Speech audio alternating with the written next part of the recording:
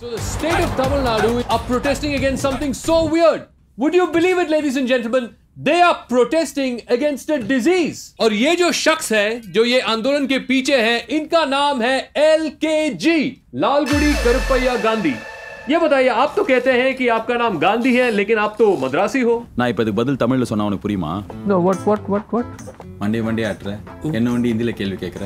Oh, okay. Let's not deviate. You say your name is Gandhi, but you're a Madrasi. How come? Gandhi is father of India, not father of North India. We are also Indians. But you Tamil people are a little weird. Why is that? I want to ask one thing. When cricket player Ashwin take 10 wickets, 100 wickets, all you media saying Indian cricket player Ashwin, super, very good, champion, not Tamil Nadu cricket player. But when our fisherman getting killed, you don't say Indian fisherman, you say Tamil fisherman. Why? Oh, wait, I think that's a good point. What we'll do is, we'll take a break.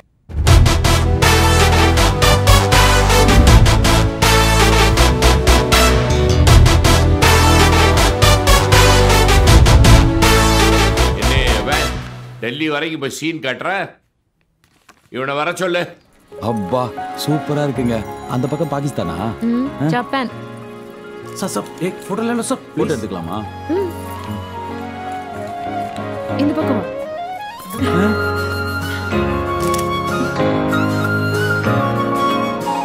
Sir देखिए இந்த photo நான் தான் வெச்சுப்பேன். எனக்கு ஒன்னு தோணுதுங்க. இவ்வளவு தூரம் கூட்டி வந்துட்டீங்க. சப்போஸ் நம்ம கல்யாணம் பண்ணோம்னா என்ன பார்லிமெண்ட்டுக்கே கூட்டி போயிட மாட்டீங்க? உன்னை பார்லிமெண்ட் கூட்டிட்டு போக நான் கல்யாணம் பண்ணிக்க தேவையில்ல. இன்னொரு கான்ட்ராக்ட் போட்டாலே போதும். நீ எனக்கு 13வது கிளையண்ட். எல்லாரையும் நான் கல்யாணம் பண்ணிக்கிட்டேன்னா. அம்மா தாயே, நீங்க என்ன சொல்ல போறீங்கன்னு எனக்கு தெரியும். இதை தவிர ஒரே ரீசன் சொல்லுங்க என்ன வேணான்னு சொல்றதுக்கு. நான் சொல்லுவேன், ஆனா நீ ஃபீல் பண்ணுவ. பரவாயில்லையா? இல்ல வேணாம். சாப் ஸ்டாண்ட் பொசிஷன் சாப். நான் வந்துறேங்க. ஓகே. Thank you. நம்ம போட்ட பிளான் வொர்க் அவுட் ஆயிடுச்சுங்க. தலைமையில இருந்து கூப்பிட்டாங்க. எதுக்கு? போஜ பண்ணிக்க என்ன பார்க்கணுமா? நல்ல வேளை நீங்க ஓகே சொல்லிட்டீங்கன்னா என் ஃபோக்கஸ் ஃபுல்லா உங்களுக்கு போயிருக்கும். நான் எம்எல்ஏ ஆனதுக்கு அப்புறம் சொத்தெல்லாம் உங்க பேர்ல வாங்கியிருப்பேன். இப்போ நானே வச்சுப்பேன் எல்லா சொத்தையும்.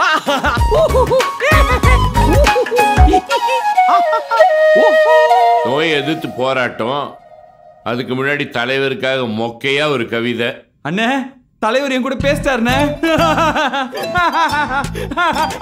சூப்பர் தலைவா, நன்றி தலைவா. நீங்க என் கூட பேசிட்டீங்க தலைவா. எங்கேயா வாங்கின அந்த மோதிரம் செயின்லாம்? அந்த வீடியோட தலைவரோட போட்டோ என்ன பார்க்க வரும்போது என்னோட மோதிரம், என்னோட செயின்.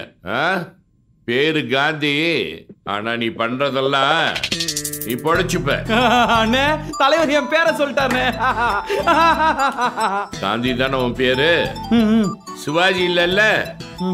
நான் என்ன கேட்டேன், நீ என்ன சொல்லிட்டு இருக்க? நீ கொஞ்சம் வெளியே போயா. சரிங்கய்யா. 37 வருஷத்துக்கு முன்னாடி தலைவரை முதல் வாட்டி பார்க்கும் போது நானும் இதே தான் பண்ணேன். நான் பார்த்த உடனே காலில் விழுந்துட்டேன். நீ என்ன விழல? ஐயோ தலைவா, எனக்கு தோணாம போயிடுச்சு தலைவா. நான் ஆபரேஷன் பண்ண தலைவா. இப்ப என்ன வேணும் உனக்கு? உன் அன்பு தான் வேணும் தலைவா. அன்புக்காக தான் டெல்லி வரைக்கும் போய் போராட்டம் பண்ணியா? லைஃப்ல ஒரு சான்ஸ் தான் கிடைக்கும். யோ சொல்லியா? எனக்கு ஒருத்தர் தெரியும். அவர் 25 வயசுல கவுன்சிலர் ஆனார், 31 வயசுல எம்எல்ஏ, 36 வயசுல மந்திரி, 52 வயசுல டெப்டி சீஃப் மினிஸ்டர். அவர் மேல ஊழல் இருக்கு. பான்பராக் ஊழல், முத்திரைத்தாள் ஊழல், பீரங்கி ஊழல்னு ஊரே சொல்லும். ஆனா தமிழ்நாட்டுக்கே தெரியும் அவர் தான் அடுத்த சீஃப் மினிஸ்டர்னு. எனக்கு உங்களை மாதிரி ஆவண தலைவா. நல்ல தொலைநோக்கு பார்வை. தலைவருக்கு இழுத்துட்டு இருக்கு. ஏதாவது ஒரு ஆச்சுன்னா பை எலெக்ஷன் வரும். அங்க ராமராஜ பாண்டி நிப்பான். எனக்கு அவனுக்கு ஆகாது. ஏதாவது பண்ணி என்ன பார்க்க வச்சிட்டீன்னா சீட்டு கிடைச்சிடும் உனக்கு. அதான உன் பிளானு? Very good. வேற வழி என்னையா? பள்ளி போனாதான் இங்க பதவி கொடுக்குறாங்க. அவ்வளோ நல்லா என்னால வெயிட் பண்ண முடியாது. ஒரே ஒரு வாட்டி உங்களை பார்க்க வச்சு இதெல்லாம் சொல்லிட்டு. ஐயா, கவர்மெண்ட் மாலையிலேருந்து ஃபோன் பண்ணாங்க. உங்களை உடனே கிளம்பி வர சொன்னாங்க. போலாம். தலைவா என்ன? ஒரே ஒரு தடவை நான் உங்களை தொட்டு பார்த்துக்கிட்டா? தொட்டுக்க.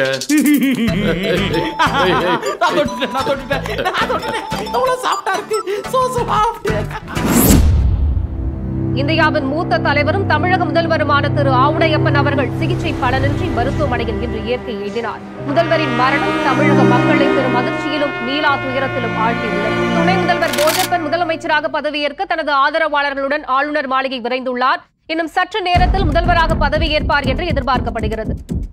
போஜப்பன் எனும் நான் சட்டப்படி அமைக்கப்பெற்ற தமிழக அரசு முதலமைச்சராக உண்மையாகவும் நேர்மையாகவும் செயல்படுவேன் என ஆண்டவன் மீது ஆணையிட்டு உறுதிமொழிகிறேன்.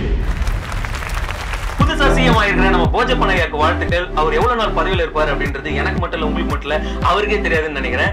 பதவியேற்பு விழாவில் வர ராமராஜ் பாண்டியன் அண்ட் அவருடைய ஆதரவாளர்களாம் கலந்துக்கல. இப்ப 17ஆம் தேதி நடக்க இருக்கிற அவசர செயற்குழு கூட்டம் ராமராஜ் பாண்டியன் கலந்துப்பாரு. ஆனா இப்போ அதை விட முக்கியமான கேள்வி, நீங்க வெயிட் பண்றது தளபதி 63கா இல்ல தல 59கா?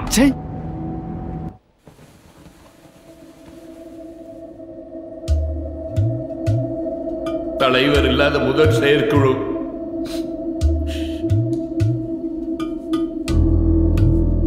தலைவர் போனதுக்கு அப்புறம் கட்சியை உடைச்சு ஆட்சியை கிடைக்கணும்னு நினைக்கிற யாரோட எண்ணமும் இங்க பிடிக்காது. கடந்த காலங்களில் தலைவருக்கு முடியாம போனப்போ ஆட்சியை தலைவர் யாரை நம்பி ஒப்படைச்சாரு? அவர் சாகும் போது யார் கூட இருந்தாங்கன்னு கழக விசுவாசிகளுக்கும் நாட்டு மக்களுக்கும் நல்லா தெரியும். எனக்கு தலைவருக்கு மட்டும் தெரிஞ்ச ஒரு ரகசியத்தை சொல்றேன். தலைவர் மரண படுக்கையில் இருக்கும்போது என்கிட்ட ஒரு சத்தியம் வாங்கிட்டார். அந்த சத்தியத்தை கட்டுப்பட்டு தான் அன்னைக்கு ராத்திரியே பதவி ஏத்துக்கிட்டேன். பதவி ஆசையில் இல்ல, யாருக்கு வேணும் இந்த பதவி, தூக்கி போட்டு போயிட்டே இருப்பேன். உங்களுக்கு இன்னொரு ரகசியம் சொல்றேன். தலைவர் என்கிட்ட வாங்கினது 2 சத்தியம். நான் போனதுக்கு அப்புறம் என் தொகுதியில வரப்போற இடைத்தேர்தல்ல ஒரு இளைஞனுக்கு சீட்டு கொடுக்கணுங்கிறது தான் அந்த 2வது சத்தியம். அந்த சத்தியத்துக்கும் கட்டுப்பட்டு நம்ம முதலமைச்சருக்கு அந்த நோயை எதிர்த்து போராடி நம் கட்சியை தேசிய அளவில் பிரபலப்படுத்திய லால்குடி கருப்பையா காந்தி தான் அந்த இளைஞன். அவருக்கு தான் தலைவரோட தொகுதியின அதிகாரப்பூர்வமாக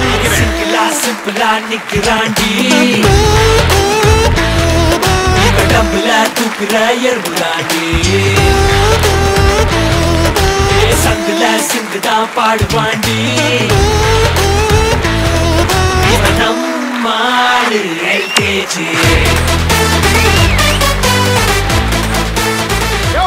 நிறுத்துங்கய்யா.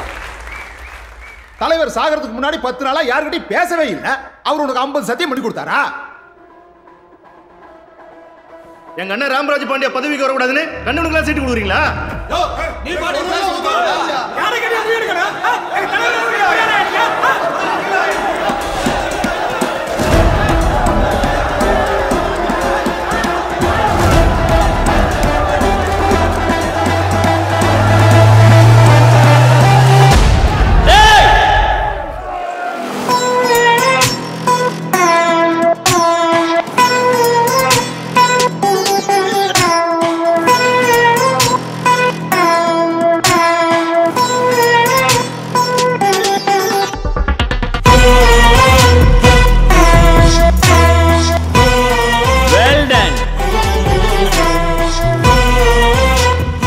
தலைவருக்கு செய்து கொடுத்த 500 சத்தியத்தையும் ஒரே ராத்திரியில் நிறைவேற்றிய எங்கள் முதலமைச்சர் போஜப்பன் வாழ்க. அறிவிக்காத தேர்தலுக்கு அவசரமாக வேட்பாளர் அறிவித்த ஊழல்வாதி போஜப்பன் வாழ்க.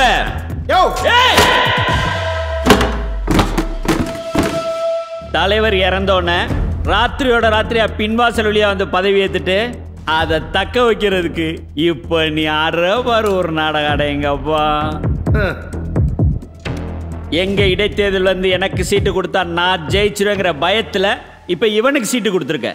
ஊருக்கே தெரியும்டா நம்ம தலைவரே வேற தொகுதியில் என்ன தோத்துருவோங்கிறனால என்கிட்ட கேட்டதுக்காக நான் விட்டு கொடுத்த தொகுதி அது. அங்க இவன் இல்ல நீயே வந்து நின்னாலும் படுத்துக்கிட்டே ஜெயிப்பேன்.